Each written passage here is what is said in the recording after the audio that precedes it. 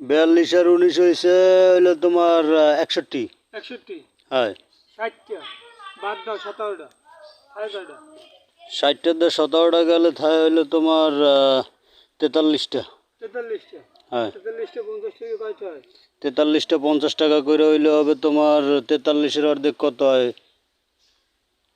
2150টা। 2150টা হ্যাঁ 2150 টাকা। তাই আজকে ডাবের সাইজগুলো কিন্তু বেটার হয়েছে, অনেক সুন্দর হয়েছে ডাবের সাইজগুলো। আর এগুলো একেবারে এই অনেক সুন্দর অনেক সুন্দর, মাশাআল্লাহ মাশাআল্লাহ।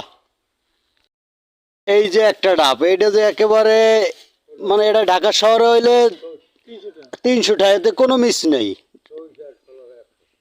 না এটা সত্যি কথা, এই ডাবটা যদি ঢাকা শহরে হয় এটা 300 টাকা, এতে কোনো মিস নেই।